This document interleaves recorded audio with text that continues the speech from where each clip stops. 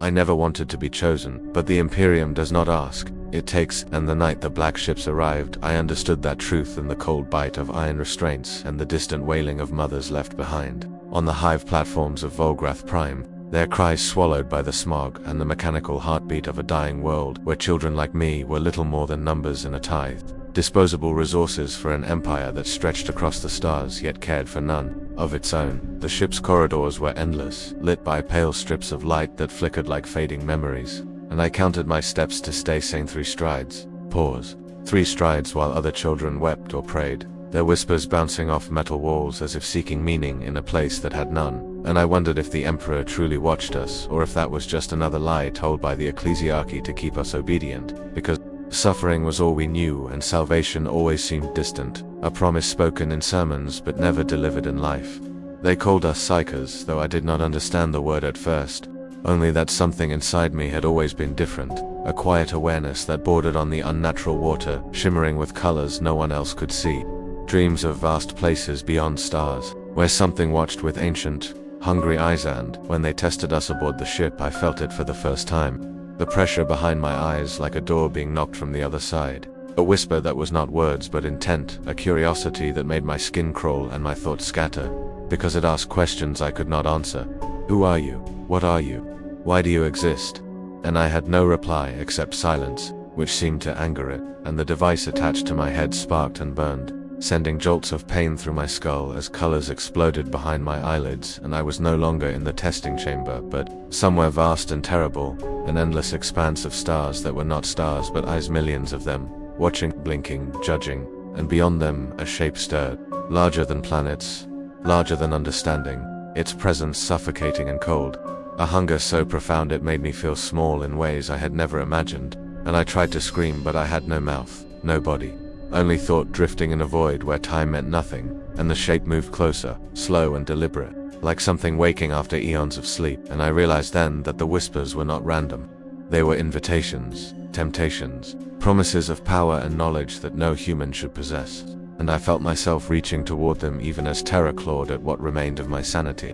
Because the alternative was oblivion, and in that moment I understood why the Imperium feared psychers, why they were caged, tested, sometimes executed because the warp is not a gift but a wound in reality, a sea of chaos where gods and demons dwell, and to touch it is to risk being consumed. I woke screaming, lungs burning, throat raw, and the overseers watched me with expressions I could not decipher, pity, perhaps, or calculation, and they told me I was lucky to survive, which made no sense because I felt anything but lucky. The months that followed blurred together in lessons of obedience and control, teachings meant to shape us into tools or at least prevent us from becoming threats, and I learned their prayers and catechisms not out of belief but necessity, because survival in the Imperium requires masks and lies, and I wore mine well, head bowed, voice quiet, pretending to be ordinary even as they called me a prodigy. The word felt wrong, heavy with implications I did not grasp, and the overseers watched me more closely than the others, noting every small success, how I could focus without drifting, how I could sense the faintest disturbances in the air, until the day I made the mistake of thinking too hard during a lesson on psychic discipline. They placed a small metal coin on the table and told us to move it without touching it, an exercise in control, and most children failed, their faces twisted in concentration. But I stared at the coin and imagined it shifting, just a tiny movement, and it obeyed barely, a tremor in the air, a jerk as if pulled by an invisible thread, and the room went silent, the overseer freezing as though struck, his eyes wide, and I realized too late what I had done, because I had not meant to move it. I had only thought about it, but thought became action, and action became proof that something inside me was dangerous. They seized my arm so hard it hurt, dragging me away while I protested, confused, insisting I had done nothing wrong. But their expressions told another story, fear, sharp and undeniably, and that was the moment everything changed. They placed me in the black room, a space without windows or decoration, lit only by a single buzzing bulb, and strapped me to a chair with metal cuffs that bit into my wrists. And when the man in the long coat entered, I saw kindness in his eyes, though it was the kind of kindness reserved for animals before slaughter, and he explained what I was: a psyker, gifted and cursed, capable of touching the warp, a resource and a liability, and most like me would be executed or worse, used until nothing remained, because the Imperium demands obedience above all else. I listened in silence, trying to understand, but his words felt distant, like instructions for a life I no longer recognized, and I realized I was no longer a child from the hive, no longer someone ordinary because the black ships had taken that away, replacing it with something unknown. Training followed, harsh and relentless, designed to break and rebuild us, teaching discipline so that our minds would not wander into the warp where horrors waited. And I struggled at first, overwhelmed by the sensations I could now perceive. Emotions like colors, thoughts like echoes. But slowly I learned to focus, to push the whispers aside, to treat my gift as a tool rather than a temptation. Though it remained dangerous, always. They called me a prodigy again, but this time the word carried weight, and I wondered if it was praise or warning, because prodigies in the Imperium are rare and often used until they are spent, and I feared what that meant for my future. I watched other children falter, some disappearing after tests, others losing themselves to madness, and I told myself I would not be like them, that I would survive. Yet the knowledge of what I could do lingered in the back of my mind, small movements of objects, glimpses of thoughts, the faintest brush of something beyond reality, and I understood that power is not freedom, it is responsibility, burden, and risk. The Imperium wanted tools, not people, and I wondered which I would become. 2 image prompts: a grimdark Warhammer-style training chamber with iron walls, glowing sigils, and a young psychic child strapped to a chair while overseers observe with mechanical instruments. Second prompt: a vast void of the warp depicted as a sea of swirling colors and distant monstrous shapes, with a small human silhouette drifting helplessly amid the cosmic horror. I learned to bend, not break, because in the Imperium of man breaking meant disposal, and I had seen what disposal looked like: children led away after tests, their eyes hollow, some returning changed and silent, others never returning at all, and I promised myself I would not become either. Training grew harsher. Lessons in psychic discipline designed to chain the mind so that it would not wander into the warp where monsters waited, and at first I failed often, headaches blooming behind my eyes whenever I tried to focus, as if something inside me resisted control. But slowly I improved. Small victories like moving the coin a little farther or holding it in place for longer, and the overseers nodded with approval, though their expressions remained distant, calculating. They taught us prayers and catechisms, words meant to anchor us to reality, and I repeated them because repetition felt safe, a shield against the whispers that sometimes brushed the edges of my thoughts. Faint echoes, not words, but impressions of hunger and curiosity, like a door being rattled from the other side. I told myself it was imagination, that the warp was distant and unreachable, yet I remembered the vision from the testing chamber, the vast expanse of stars that were eyes and the shape that stirred beyond them, and the memory made my skin crawl because I knew it had been real in some way I could not explain. The man in the long coat continued to observe me, speaking occasionally about potential and responsibility, about how psychers could serve the Imperium if properly trained, and I listened, though I did not fully understand, because service in the Imperium rarely meant freedom. Tools are useful, but tools are replaceable, and I feared becoming something they would use until it shattered. Other children struggled more than I did, some lashing out or crying during lessons, and I wanted to comfort them but learned quickly that attachment was dangerous, a vulnerability that could be exploited, so I kept my distance and focused on surviving, counting days like steps on the ship's metal corridors. Memories of the hive world surfaced, sometimes smells of rust and industrial smoke, distant voices, the warmth of my mother's hand, but they felt like echoes from another life, and I wondered if that life had ever mattered, or if I had always been destined for this path. The Imperium called us tithes, resources gathered for a greater purpose, yet I saw no greater purpose in cages and tests, only fear and obedience, and I began to question the sermons I had once heard in the hive's cathedrals. Sermons that promised salvation through suffering, because suffering without meaning is just pain. As months passed, I grew stronger, learning to sense the world in new ways, subtle shifts in the air, emotions like distant colors, the faint impressions of minds around me, and it frightened me at first, but also fascinated me, because it was proof that I was different, capable of perceiving things others could not, and I wondered if that difference was a gift or a curse. The overseers called me a prodigy again, their voices flat and professional, and I heard both praise and warning in the word. Because prodigies are valuable but dangerous, and the Imperium deals with danger harshly. I watched as training continued, noting the rituals and safeguards they imposed: wards carved into walls, symbols meant to repel the warp, devices that monitored our thoughts, and I realized that Imperium's fear was not irrational, for the warp is a realm of chaos where reality dissolves and nightmares become substance, and to touch it is to risk losing oneself. Yet I also felt a quiet determination growing inside me, a desire to understand what I was rather than be defined by it. Because ignorance is its own prison, and I had already spent too much time behind bars. I practiced focusing my thoughts, imagining them like threads I could weave or pull, and sometimes it worked, the coin moved, or stayed suspended for a few seconds longer, and each success filled me with a strange mixture of pride and unease, as if I were walking closer to a cliff whose bottom I could not see. The whispers returned occasionally, softer now, like distant music, and I resisted the urge to listen, reminding myself that the warp is not a friend, not a teacher, but a predator waiting for weakness, and I would not give it that satisfaction. Nights on the ship were quiet, broken only by the hum of machinery and the occasional footsteps of guards, and I lay awake, sometimes staring at the ceiling, thinking about the future and what it might hold. Service in the Imperium, perhaps, or something worse, and I realized I had no answers, only possibilities. I told myself I would survive, that survival was enough, but deep down I wondered if there could be more meaning, purpose. A life not defined by cages and tests, and the thought frightened me because it felt like hope, and hope in the Imperium is dangerous.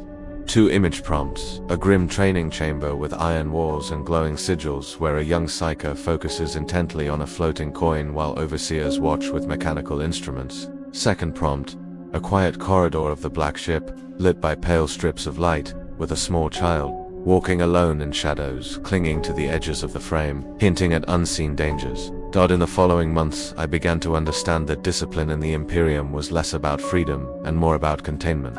A series of invisible chains designed to keep dangerous minds from wandering where they should not, and I practiced my lessons with the quiet determination of someone who had already lost everything worth returning to. The overseers introduced more complex exercises, moving multiple objects, sensing distant thoughts, learning to distinguish my own emotions from the echoes of others, and, at first, it overwhelmed me. A flood of impressions that made it hard to focus, but gradually I learned to filter the noise, to treat the sensations like distant weather rather than immediate threats. Sometimes I could sense the minds of other children, faint impressions of fear or concentration, and it unsettled me because thoughts are private things. Yet the warp does not respect privacy, and I realized how fragile the boundary between self and others could be. The man in the long coat continued to observe, offering occasional words of encouragement that felt rehearsed, as if he were following instructions from a manual, and I wondered whether he saw me as a person or merely a potential asset, something to be shaped and used. I tried to ask questions once, about what would happen to us after training, but his answer was vague, filled with references to service and duty, and I understood that the Imperium values obedience above understanding, because understanding leads to doubt and doubt to disobedience. Memories of the black ships sometimes surfaced, iron corridors, cages, the cold knowledge that we were being taken for reasons beyond our control, and I realized that the journey itself had changed me, stripping away illusions about fairness or mercy, replacing them with a quieter awareness of how the universe operates. Survival in the Imperium is not guaranteed, and I saw evidence of that every day. Children who failed tests and disappeared, overseers who spoke of consequences, rituals meant to protect us from the warp's influence, all reminders that power is dangerous and must be restrained. Yet I also began to notice small signs of growth, success and exercises, moments when I could move objects with ease, flashes of insight that allowed me to anticipate instructions, and these victories, though minor, gave me a sense of purpose, a belief that I might shape my future rather than be shaped entirely by others. The warp remained a source of fear, an unseen ocean of chaos where entities dwelt that defied comprehension, and I remembered the vision from the testing chamber with uncomfortable clarity, the stars that were eyes, the shape that stirred in the distance, the suffocating sensation of being observed, and I told myself it had been imagination, but doubt lingered. I learned to confront that doubt rather than suppress it, acknowledging that knowledge is better than ignorance even when knowledge is painful, because ignorance leaves one vulnerable to manipulation. Training continued, demanding and relentless, yet I adapted, finding rhythms in the lessons and strategies for managing the sensations of psychic awareness, and overseers noted my progress with approval, though their expressions remained professional and distant. I still did not fully understand what it meant to be a prodigy, a word that carried expectations I could not articulate, but I sensed its implications, value, potential, risk, and I resolved to meet those expectations, on my own terms, not as a tool but as a person. The Imperium of man is vast and cruel, a civilization built on survival at the cost of compassion, and I wondered where I fit within its psycho resource. child because identities in the Imperium are often assigned rather than chosen. I began to dream of possibilities beyond the ship, not necessarily freedom but understanding, a chance to learn what I was and why it mattered. And though such thoughts bordered on heresy in the rigid structure of the Imperium, I kept them private, like seeds waiting for the right conditions to grow. Perhaps that was the lesson of training, not obedience for its own sake, but the ability to control oneself, to make choices even within constraints, and I clung to that idea because it offered a sliver of agency in a world that often denied it. The whispers of the warp remained distant, no longer overwhelming but still present a reminder that power and danger are intertwined. I vowed to face them with caution, knowing that curiosity could be fatal. I was not yet a legend, nor did I wish to be, for legends in the grimdark universe of the Imperium are often tragedies, stories of sacrifice and suffering, and I preferred to simply survive, to learn, to become something more than a victim of circumstance. 2. Image prompts. A training chamber with glowing sigils and iron walls, where a young psyker focuses intently on a small object hovering in the air, overseers watching with mechanical instruments. Second prompt. A quiet dormitory aboard the black ship, sparse and utilitarian, with a child sitting on a bunk staring at the ceiling, expression thoughtful, shadows suggesting the weight of unseen burdens. I began to notice the ship's rhythms, the subtle patterns of life aboard the black ship that existed beyond lessons and tests, the distant clang of maintenance crews, the hum of engines like a mechanical heartbeat, occasional murmurs of guards speaking in low tones about things I did not understand, and these small observations grounded me, reminding me that even in a place designed to strip away individuality, there remained traces of humanity. Training grew more advanced, exercises requiring greater control and precision, and I learned to push my awareness outward in controlled ways, sensing objects and minds at short distances without losing myself to the flood of impressions, though it remained exhausting, like holding breath for too long. The overseers introduced safeguards wards carved into walls, symbols of protection, rituals meant to anchor our thoughts, and I watched them with quiet curiosity, wondering whether such measures truly worked or simply provided comfort in a universe where comfort is rare. The man in the long coat spoke to me occasionally, his tone measured and professional, and I realized he viewed training as preparation for service rather than liberation, because in the Imperium service is the highest calling and freedom a luxury few can afford. I tried to understand that perspective, imagining a world where duty outweighed desire, yet I could not fully accept it, for duty without choice feels like imprisonment. Memories of the hive world surfaced, sometimes smells of industrial smoke, the distant cries of merchants, the warmth of sunlight filtered through polluted skies, and I wondered what had become of that place, whether it still existed or had changed beyond recognition, and whether anyone remembered me. The Imperium is vast, a machine of worlds and armies, and individuals are easily forgotten, but I clung to the belief that memories mattered, that identity persisted even when circumstances changed. Training tests became more challenging, requiring me to manipulate multiple objects or sense distant disturbances, and I struggled at first, frustration threatening to overwhelm me. Yet gradual progress gave me confidence, small victories that suggested growth. I learned to treat psychic awareness as a tool rather than a burden, focusing on control and discipline, because tools can build or destroy depending on how they are used, and I wanted to build something meaning, understanding, perhaps even purpose. The whispers of the warp remained distant but present, faint echoes that brushed the edges of my thoughts like wind against a closed window, and I resisted the urge to listen, reminding myself that curiosity can be dangerous, for the warp is not merely a realm of chaos but a reflection of humanity's darkest impulses. I remembered the vision from the testing chamber with unsettling clarity, the stars that were eyes, the shape that stirred in the void, and I told myself it had been hallucination, a product of stress and psychic sensitivity, yet doubt lingered, a small seed of uncertainty. The Imperium teaches that faith protects, that the Emperor watches over his children, and though I repeated the prayers I had learned, I could not feel that protection, only the weight of expectations and the knowledge that survival depends on effort rather than divine intervention.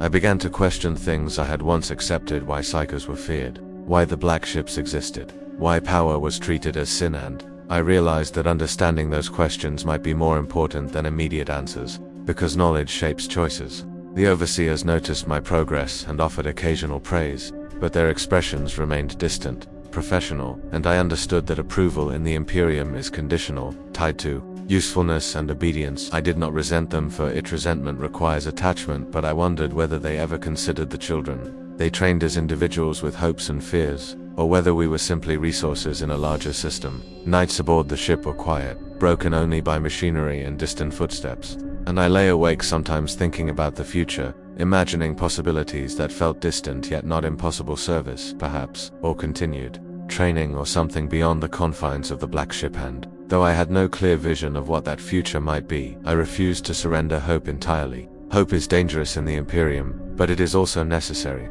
a reminder that change is possible even in a universe defined by suffering.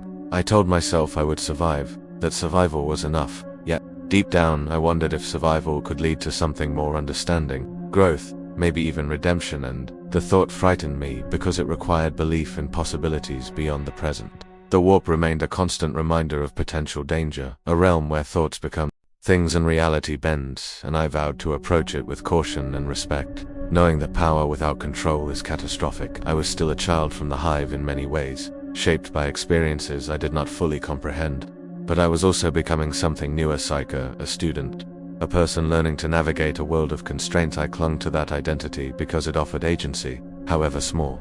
The Imperium of man is grim and unforgiving, yet within its darkness there are moments of light: understanding, connection, purpose. And I resolved to seek those moments, not as a legend or prodigy, but as someone striving to become more than circumstances dictated. 2 image prompts: a grim training chamber with iron walls and glowing sigils where a young psyker focuses intently on a floating object, overseers observing with mechanical instruments.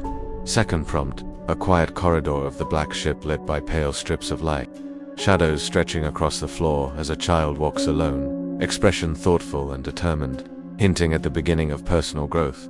I entered a phase of training where progress became less visible, a slow refinement of control rather than dramatic breakthroughs, and I understood that growth in the Imperium often happens in silent small adjustments, disciplined repetition, the steady shaping of will until it becomes something reliable. Exercises required greater precision, such as sensing objects at longer distances or distinguishing individual thoughts within the faint psychic background of the ship, and at first it overwhelmed me, a tide of impressions that threatened to pull me under. But I learned to anchor myself by focusing on simple truths: my name, my purpose, the immediate task before me. And gradually the noise receded. The overseers observed without comment, noting successes and failures in their records, and I realized that training was less about praise and more about evaluation, a process of determining whether I was suitable for service or danger, because the Imperium measures worth in utility. I tried not to resent that perspective, though it felt cold, for I understood that survival in such a vast and hostile galaxy requires systems and rules, yet systems can become rigid, valuing outcomes over people, and I wondered whether anyone within the Imperium remembered that we are more than tools. The man in the long coat continued to speak occasionally about duty and responsibility, concepts I struggled to grasp fully, because duty without choice feels like obligation and responsibility without understanding becomes burden. But I listened anyway, seeking insight in his words. He explained that psychers are both necessary and feared, capable of great service, yet always at risk of corruption by the warp, and I reflected on that paradox: power as gift and curse, potential and threat, and realized it mirrored my own experiences. I had moved a coin, sensed distant thoughts, glimpsed the warp in fleeting visions, and each ability carried consequences, reminding me that knowledge is not neutral but shaped by how it is used. The whispers of the warp remained distant, softer now, like echoes from another room, and I practiced ignoring them, treating them as background noise rather than invitation, because to listen is to risk understanding, and understanding can lead to temptation. I remembered the vision from the testing chamber with unsettling clarity: the stars that were eyes, the shape that stirred in the void, and though I told myself it had been hallucination, I could not dismiss the emotional residue it left behind, a sense of smallness in the face of something vast and unknowable. Training continued, sometimes monotonous, sometimes challenging, and I began to appreciate the structure it provided. For structure creates boundaries, and boundaries offer safety, especially in a universe where chaos is ever present. I interacted with other children more cautiously than before, recognizing that shared experiences could be comforting but also risky, because attachment creates vulnerability and the Imperium teaches that vulnerability can be exploited. Still, I allowed myself small moments of connection, brief conversations, shared observations, because humanity without connection feels hollow, and I refused to surrender that aspect of myself entirely. The ship's routines became familiar, a rhythm of lessons and rest, and I found solace in predictability, though I knew it was temporary, for the Black Ship's journey had a purpose, and that purpose would eventually lead to judgment. I wondered what such judgment would entail: service, continued training, or something harsher, and, though the uncertainty frightened me, resolved to face it with composure, because fear without action achieves nothing. The Imperium is vast and often indifferent, but within its machinery there are individuals making choices, and I hoped that somewhere among them someone would see me as more than a resource. I began to think about identity in new ways, questioning what defined me, my abilities, my origins, my experiences, and I realized that identity is not static but evolving, shaped by decisions and growth. I was no longer simply a child from the hive or a test subject aboard the Black Ship. I was learning, adapting, becoming something new, and that possibility gave me a quiet sense of purpose. The warp remained a reminder of danger, yet I approached it with caution rather than fear, acknowledging its existence without surrendering to it, because understanding the unknown is better than denying it. I practiced discipline daily, refining my control and expanding my awareness in measured ways, and each small success reinforced the idea that progress is possible even in difficult circumstances. The overseers noted improvements in their records, but their approval felt secondary to my own sense of achievement, for personal growth matters even when external validation is scarce. I reflected on the lessons of training patience, focus, responsibility, and recognized that they applied beyond psychic discipline, shaping how I viewed the world and my place within it. The Imperium of man is grim and often unforgiving, yet within its structure there are opportunities to learn and grow, and I resolved to seize those opportunities rather than succumb to despair. Hope remained a fragile thing, but I nurtured it carefully, knowing that without hope survival becomes mere existence. I dreamed sometimes of possibilities beyond the ship service, understanding, perhaps even freedom, but I did not dwell on fantasies, for reality demanded attention and effort. Instead, I focused on the present, on becoming the best version of myself I could be under the circumstances, because that is within my control. The journey of a prodigy is not about instant greatness, but gradual development, and I embraced that truth, recognizing that legends are built on foundations of small actions, to image prompts, a training chamber with iron walls and glowing sigils where a young psyker focuses intently on a small object hovering in the air, overseers observing with mechanical instruments. Second prompt, a quiet dormitory aboard the Black Ship, sparse and utilitarian, with a child sitting on a bunk holding a small token from home. Expression thoughtful as shadows hint at the way to future challenges. I reached a turning point in training where the distinction between student and potential asset became clearer, for the overseers began introducing evaluations that felt less like lessons and more like judgment.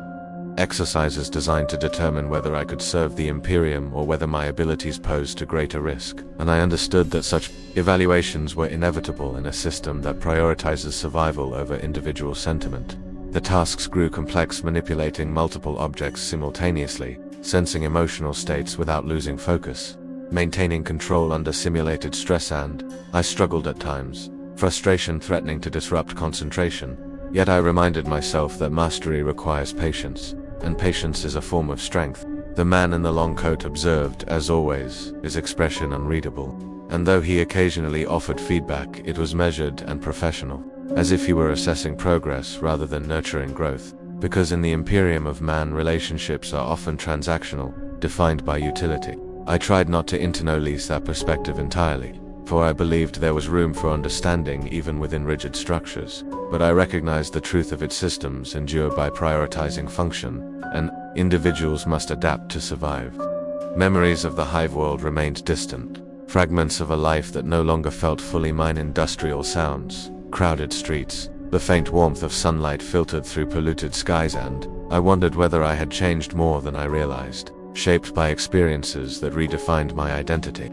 The Black Ship itself became familiar, its corridors and routines forming a predictable framework, and I found comfort in that predictability, for chaos is exhausting and structure provides grounding. Yet I also understood that the ship was temporary, a means to an end, an eventual judgment awaited assignment to service. further training, or something harsher, and I resolved to face it with composure, because fear without action achieves nothing. The whispers of the warp remained distant, faint echoes rather than overwhelming presence, and I practiced ignoring them, treating them as background noise. For to engage with them risked opening doors I was not prepared to confront. I remembered the vision from the testing chamber with unsettling clarity, the stars that were eyes, the shape that stirred in the void, and though I told myself it had been hallucination, I could not dismiss the emotional residue it left behind, a reminder of the warp's vastness and potential danger. Training continued, demanding but purposeful, and I began to appreciate the lessons it imparted, not only psychic discipline but broader principles of responsibility and self-control,